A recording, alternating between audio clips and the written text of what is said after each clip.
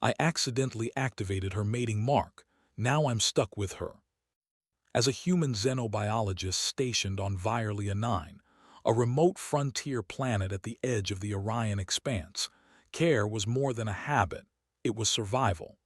But today, he learned that even humans' carefulness could fail spectacularly. It started in the lab, a wide chamber filled with soft white light and high-tech equipment that hummed quietly in the background. Ethan adjusted his gloves and approached the small, lithe creature perched on a reinforced table. Her skin shimmered with faint bioluminescence, faint patterns of blue and violet shifting subtly as she moved.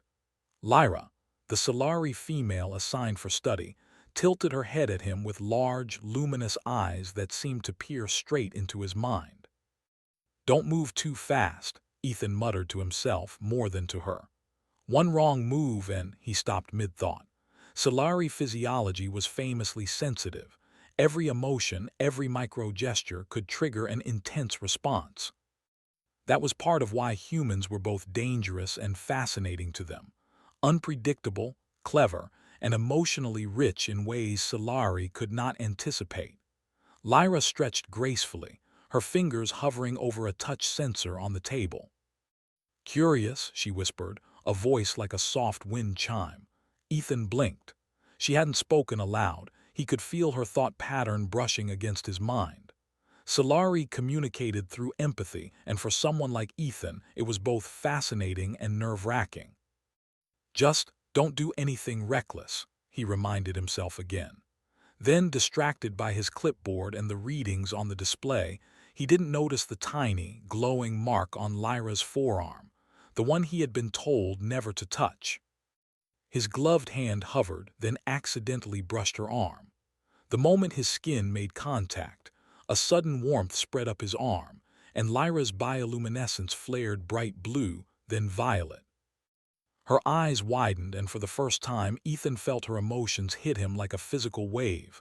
Curiosity, fear, excitement, and something else he couldn't immediately define.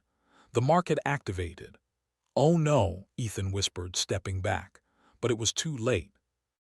Lyra's eyes fixed on him, wide and unwavering. Her body moved closer, not in aggression, but in a subtle, irresistible pull. Humans and Solari were both biologically reactive, but this was something else. A bond forming, instantaneous, irreversible. Ethan's mind raced. He had read about this phenomenon in the colony files. Rare, dangerous, irreversible if left unchecked. The mating mark was not sexual in the human sense. It was a biological mechanism designed to pair a Solari with a compatible life partner. But compatible didn't mean what humans expected. The mark was intensely physical, emotional, and psychic, and once activated, you were stuck.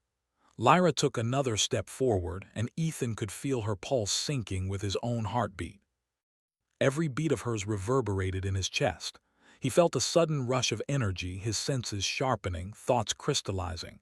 It was disorienting, overwhelming, and terrifying. "Ethan," Lyra's voice or thought was soft, almost pleading. You triggered it." "Yes, I know," he snapped, though he immediately regretted the volume. His voice sounded harsh in the quiet lab. "I didn't mean to, Her eyes narrowed slightly. There was no anger, only expectation. She leaned closer, and suddenly Ethan realized she was following him wherever he moved. He stepped to the side, and she mirrored him, a few inches behind, gliding with perfect balance. "Okay," he muttered under his breath. "This is bad. This is really bad." He grabbed his datapad, flipping through emergency protocols. Quarantine, biolock, neural dampeners, all options for controlling the bond. But the colony had strict rules. Interfering with a bonded pair could be considered a crime. Worse, no human had ever been bonded with a Solari before. The manuals didn't cover this. Lyra tilted her head again, eyes bright with anticipation. Her body hummed faintly, an energy Ethan had never experienced, a subtle resonance that seemed to fill the room. He realized the bond wasn't just emotional, it was biological. She drew power from him, mirrored his heartbeat, even subtly enhanced his reflexes. "Great," Ethan muttered. "I'm stuck with her." And then she grinned. Not a threatening grin, playful, almost childlike. But it made Ethan's heart skip. Don't smile at me like that," he said, rubbing his face. I need time to figure this out." Lyra's grin widened. She didn't speak, only tilted her head and watched him with that piercing Solari gaze. The bond had started. She was drawn to him, following him not out of obedience, but something deeper, something instinctual. Over the next few hours, Ethan attempted to work normally. He jotted down notes, calibrated sensors, and ran test sequences. Every time he turned his attention elsewhere, Lyra's presence tugged at his awareness. He could feel her focus on him, her emotions spilling into his mind. And every time his own instincts sharpened, he reacted faster, thought faster, solved problems quicker. It was alarming. Humans were adaptable, yes, but this was beyond normal. He realized something important. In this alien environment, humans had a unique advantage. While Solari were brilliant, their predictability and reliance on emotional resonance could be enhanced by human unpredictability. Ethan's mind, messy, scattered, inventive, was a perfect catalyst for the bond. By the time the first light cycle ended, the consequences of the activation became clear. Lyra wouldn't leave his side, voluntarily or otherwise.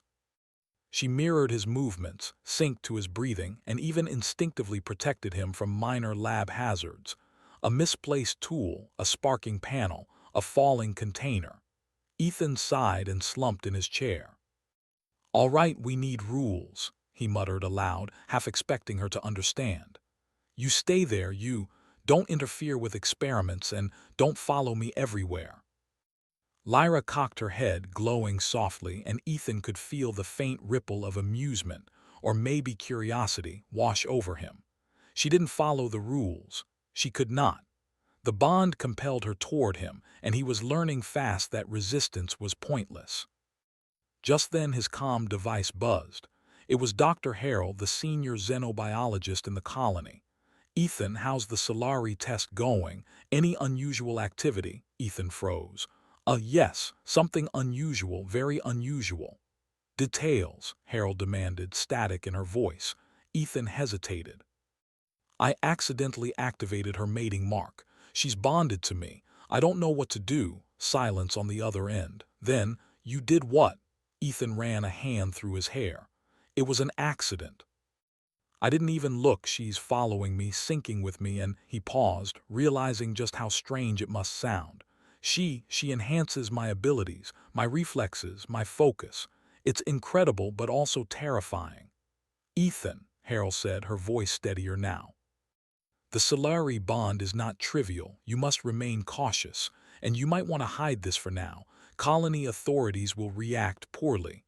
Ethan groaned. "Yeah, that's what I was afraid of." He hung up and looked at Lyra. She was watching him, calm, radiant, unbothered by the human panic. And yet he realized she wasn't dangerous. Not inherently. She was bonded, connected. The bond didn't make her obedient, it made her naturally aligned with him in thought, emotion, and action. Hours turned into cycles. Ethan quickly noticed subtle shifts. The bond amplified his perception of danger, helped him improvise solutions to lab malfunctions, and even allowed him to anticipate Lyra's actions before she moved. It was like having a partner who could read his mind, but also enhance it. By nightfall, he accepted the reality. He couldn't undo the bond. He couldn't pretend it didn't exist. And most importantly, running wasn't an option. Lyra would simply follow. So Ethan did what humans did best. He adapted. He cleared a workspace for her, set up safety zones, and began experimenting with controlled interactions. He tested how her abilities responded to his own focus and ingenuity. He even started to plan contingencies for colony scrutiny. Humans were unpredictable, yes, but that unpredictability was now a strategic advantage. Sitting back, exhausted but alert, Ethan muttered softly, "All right, Lyra. Looks like we're stuck together." But maybe this isn't entirely bad. Lyra's eyes glowed softly in response, as if she understood. Or maybe she was just enjoying the new connection. Either way, Ethan realized one thing clearly. Humans might be fragile in appearance, but in situations like this, where logic, creativity, and adaptability mattered, they were exceptional. The Solari bond had activated something deeper than instinct. It had revealed an unexpected strength in him in humans, and for the first time that day, Ethan allowed himself a small, wry smile. They were bonded, stuck together, and in a strange way, unstoppable. The next day, the Virlia 9 colony woke under the faint purple haze of its twin suns. Ethan Cale had barely slept. Lyra, the Solari female bonded to him, had followed him through every cycle of the night. Not because he wanted her to, but because the bond compelled her to. Even in sleep, her energy rippled in perfect sync with his heartbeat, creating a faint hum that vibrated through the room. Ethan rubbed his eyes and sat on the edge of his bunk. "This is going to be a long day," he muttered. Lyra was already sitting upright across from him, eyes glowing faintly in the dim light. She tilted her head in that curious way she always did, as if asking, "Are you ready yet?" "Ready." "Ready for what?" he asked aloud, though he knew she understood anyway. She leaned slightly forward, her hands resting lightly on her knees. The faint pulse of her bioluminescence mirrored his breathing. The bond was strong, stronger than Ethan had anticipated. And it wasn't just emotional. Her abilities, the subtle telepathic sensing, the enhanced agility, the empathic awareness, were more pronounced around him. Every time he moved, she anticipated it. Every action he considered, she seemed to mirror it before he even decided. It was fascinating and terrifying. Ethan pulled on his work jacket and grabbed his datapad. "Okay, new rules," he muttered. "1. You don't interfere unless I say. 2. You stay within the lab zone unless I say. 3. You do not cause trouble." Lyra didn't respond. She didn't need to. The bond itself made her aware of his intentions. Still, the playful tilt of her head suggested she might ignore all 3 rules anyway. They entered the lab together. Ethan began running controlled experiments on Solari neural resonance, trying to observe how the bond influenced both his cognition and Lyra's abilities. Normally, Solari empathic response was subtle, but with the bond, it was amplified. Ethan noticed small things immediately. A subtle flick of her hand synchronized with his notes, a shift in her breathing matching his thinking rhythm. And then the alarms went off. A small storage container had begun leaking a volatile chemical, something harmless to humans but potentially deadly to Solari. Lyra reacted instantly. She glided forward, lifting the container with effortless grace, moving it to a safe area. Ethan's heart skipped. He hadn't even told her to do it. She simply knew what needed to be done. He frowned. Unpredictable yet perfectly in sync.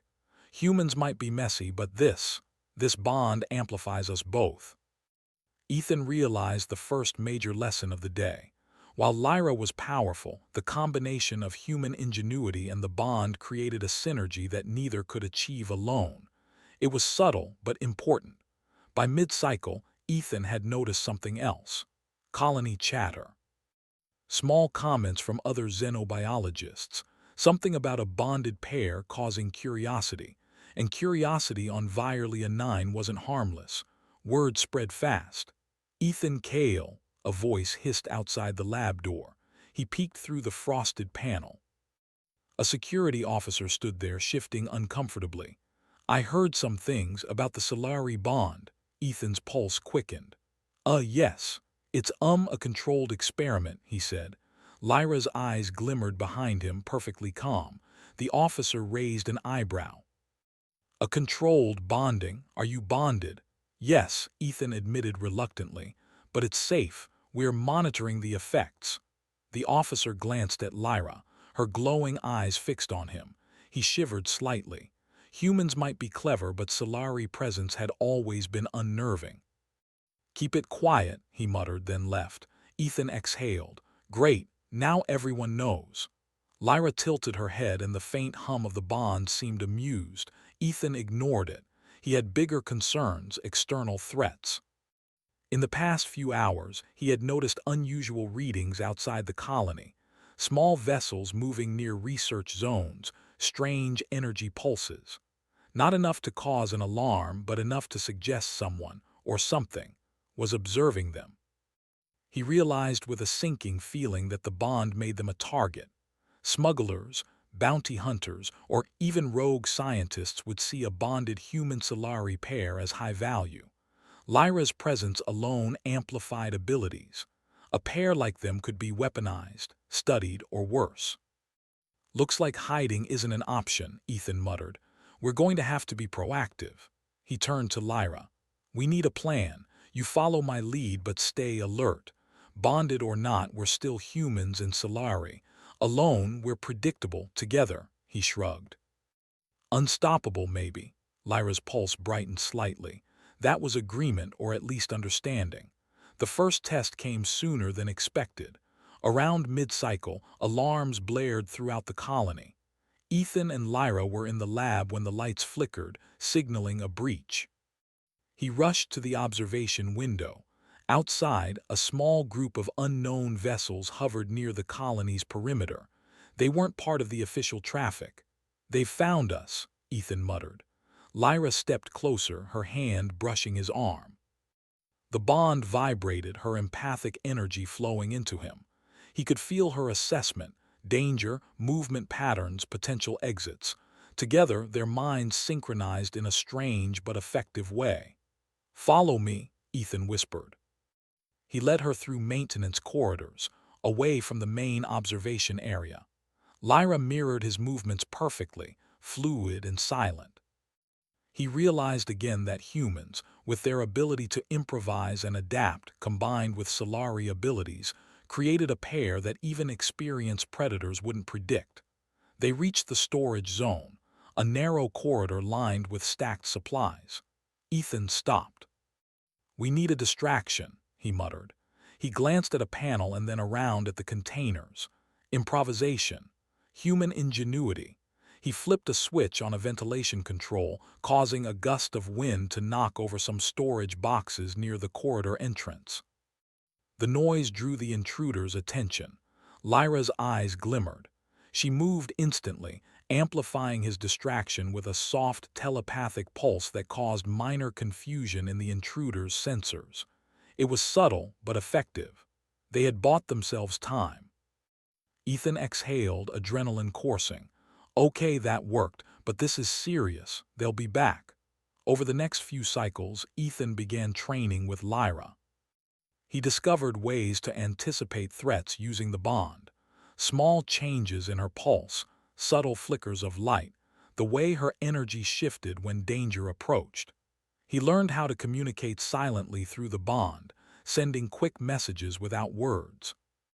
And he realized that his human unpredictability, the ability to improvise, to think in unconventional ways, was crucial. Lyra was learning too. She adapted to human quirks, learned to trust his sudden, illogical decisions, and began responding with precision and creativity. Together they became more than just bonded, they were a unit. Then came the challenge that truly tested them. Colony authorities, alerted by reports of the bond, sent a security team to investigate, not to harm but to separate the pair. Bonded Solari were to be quarantined, studied, and isolated from human influence. Ethan knew that if they were caught, Lyra could be taken away, her abilities exploited, and their bond forcibly severed. He couldn't let that happen. He led Lyra to an abandoned research outpost on the outskirts of the colony. The journey required careful timing, improvisation, and constant awareness. Every sensor, every patrol, every unexpected obstacle had to be considered. But with the bond, Ethan could anticipate her movements and she could anticipate his. Together, they moved like one organism, human ingenuity guiding alien precision. Once they reached the outpost, they took stock. Supplies were limited. Communication with the colony was risky. They would need to rely on their skills, their bond, and their wits. Humans are adaptable, Ethan said aloud, partly to himself. We can survive if we think creatively. That's our advantage, and with you maybe we're unbeatable. Lyra's pulse brightened. She didn't respond in words, but the hum of the bond was an affirmation. She was ready. The days that followed were a mixture of training, observation, and careful exploration. Ethan tested ways to use the bond to enhance problem-solving. Lyra experimented with her abilities, pushing limits without overstraining herself. They learned the strengths and weaknesses of the bond. It amplified human creativity, but it also made emotions more intense. Fear, frustration, or doubt could ripple between them. One evening, while monitoring the skies, Ethan noticed a small patrol ship approaching. Lyra's pulse flared. Without speaking, he activated a diversion, a series of reflective panels he had rigged to scatter sunlight across the sensor grids. Lyra amplified the effect, subtly disrupting the ship's visual tracking. The patrol veered off course. "That's it," Ethan muttered. "We can handle this together." He realized something profound. The bond wasn't a limitation, it was a superpower. Humans were unpredictable, resourceful, and capable of improvisation. Solari were precise, agile, and empathetic. Together, they could outthink, outmaneuver, and outlast nearly any threat. But the bond was also a responsibility. Lyra depended on him as much as he relied on her. One wrong move could endanger them both. He couldn't afford mistakes. As night fell, Ethan sat outside the outpost, watching the twin suns dip below the horizon. Lyra joined him, sitting quietly, her bioluminescence dimming to a soft glow. "Tomorrow," Ethan said softly, "we'll explore more, we'll learn more, and we'll make sure no one separates us." The bond vibrated lightly, a calm pulse in response. Ethan smiled. Humans were clever, yes, adaptable, yes, but together with Lyra they were something more. Something stronger, something unstoppable. And for the first time since the accidental activation, Ethan felt ready. The next cycle dawned over Violia 9 with its usual soft haze of violet sunlight filtering across the biodome cities. Ethan Cale stood at the edge of the abandoned research outpost, surveying the distant horizon. The twin suns cast long shadows across the jagged terrain, and in the distance, he could see faint glimmers, vessels moving near the colony perimeter. He knew the threats were still out there. Smugglers, rogue scientists, perhaps even bounty hunters. They had heard whispers of a human bonded with a Solari. That made him and Lyra valuable, dangerous but valuable. Lyra appeared beside him, moving silently as always. Her bioluminescent skin shimmered faintly in sync with his heartbeat. The bond had grown stronger, deeper. It was no longer just an emotional or biological connection. It was tactical. Every thought, every plan, every instinct was enhanced when she was near. Ethan exhaled. "All right, Lyra, today we see how far this bond can take us. No more hiding." Lyra's pulse brightened, a soft affirmation. She had begun to understand human improvisation, and he had learned to trust her instincts. Together, they were a unit, a team that neither humans nor Solari alone could replicate. Their first challenge came sooner than expected. While surveying the surrounding landscape, they noticed a faint energy pulse in the distance, unlike anything natural on Violia 9. Lyra's eyes glowed, her senses alerting her to the presence of unknown technology. "They're here," Ethan whispered. "Someone's trying to track us." Without hesitation, they moved. The terrain was harsh, jagged rock formations, toxic moss patches, and sudden drop-offs, but the bond allowed them to navigate effortlessly. Ethan's ingenuity combined with Lyra's agility made them nearly invisible to the sensors monitoring the area. They reached a narrow canyon, the walls rising like cliffs on either side. Lyra paused, her hand brushing Ethan's arm, sending a subtle pulse through the bond. He felt her assessment, traps, sensors, and a possible ambush further ahead. "Good," he murmured. "I see it too." We improvise. Using rocks and reflective crystals scattered along the canyon walls, Ethan rigged a series of improvised diversions. He angled the crystals to reflect sunlight, creating sudden flashes that would confuse any tracking sensors. Lyra enhanced the effect, using subtle telepathic pulses to distort the energy readings. When the approaching scout vessel appeared at the canyon's mouth, it hesitated, then veered away. "Perfect," Ethan said, adrenaline coursing. "We're getting better at this." But they couldn't remain in hiding forever. They needed to reclaim agency. If they wanted freedom, they would have to show the colony and the outside world that a bonded human-Solari pair was more than a curiosity. They were capable, resourceful, and most importantly, alive. They moved deeper into the wilderness, toward an abandoned Solari research station. It had been built decades ago during the early colonization of Vierlia 9 and was rumored to contain ancient Solari technology. If they could access it, they might find tools to amplify their abilities further, and perhaps even send a message to the colony on their own terms. The station was surrounded by a natural barrier, a wide field of glowing flora that emitted low-level energy pulses, hazardous to anyone who wasn't adapted. Ethan felt the warning immediately through the bond. Lyra's pulse was sharp, cautious.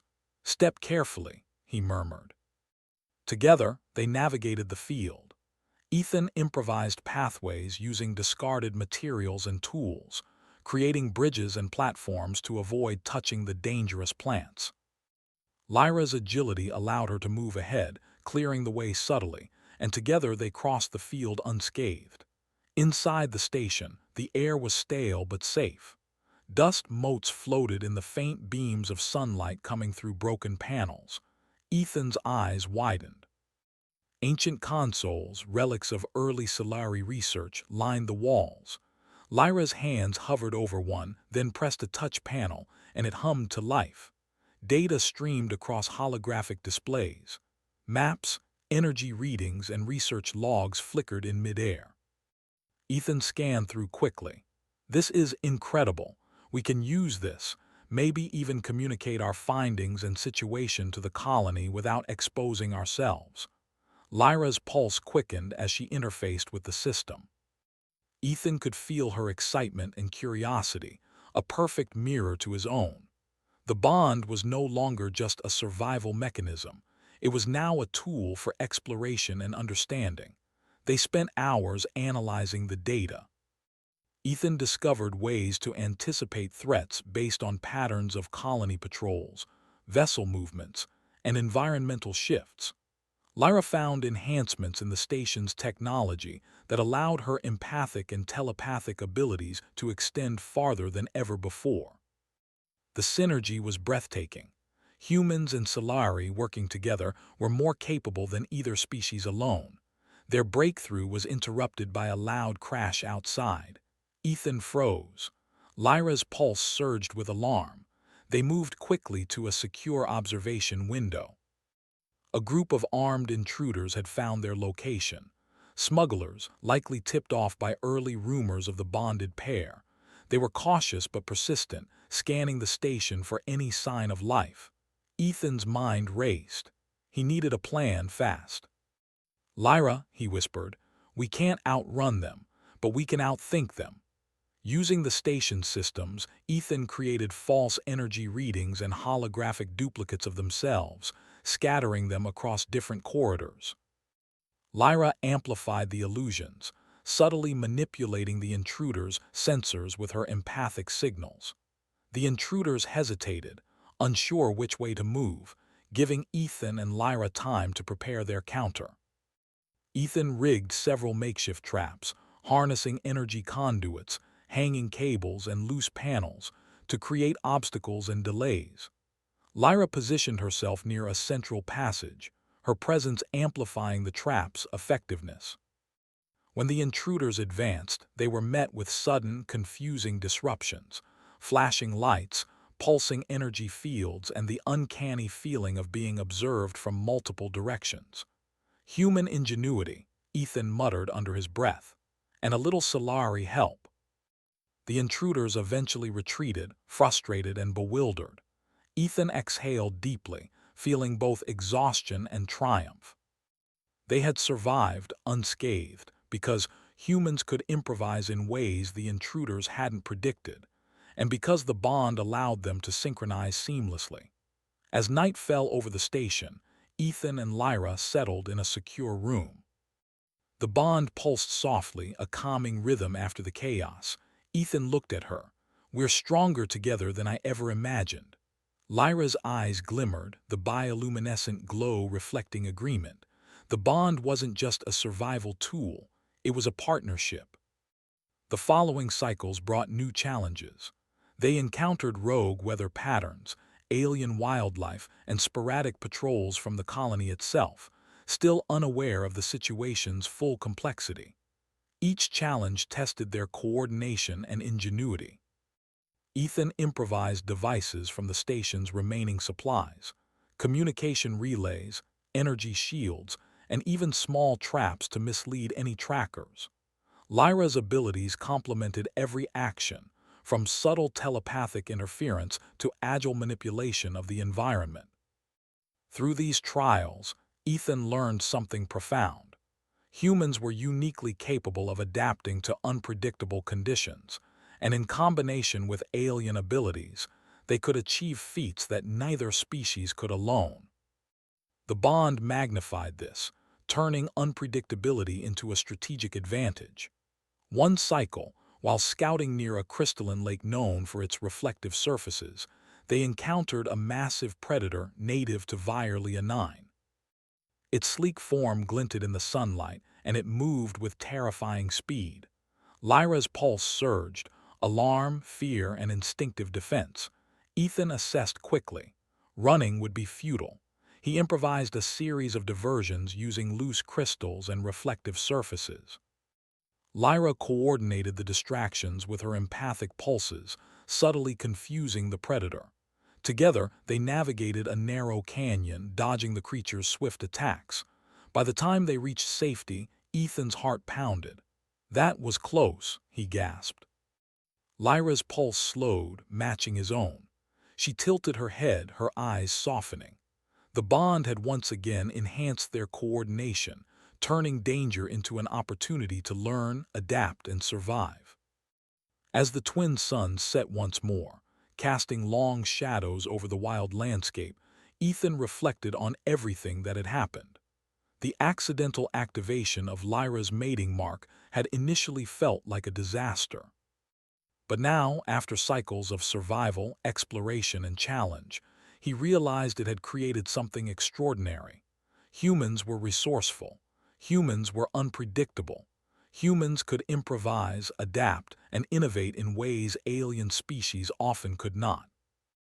And when paired with the right partner, even one as alien as Lyra, humans could achieve the impossible. Lyra moved closer, her hand brushing his arm lightly. Ethan felt the bond pulse gently, a quiet affirmation of trust, understanding, and mutual respect. "We're ready for anything," he said softly. "Together, nothing can stop us." Lyra's pulse brightened, a subtle glow spreading across her skin. The bond was no longer just a connection. It was a strength, a weapon, and a partnership. They were a unit, a team that combined the best of human adaptability and Solari precision. And as night fell over Vierlia 9, Ethan Cale smiled for the first time in cycles. The accidental activation of her mating mark had turned into something far greater than either of them could have anticipated. Humans and Solari together were unstoppable. The galaxy might not be ready for them, but they were ready for the galaxy.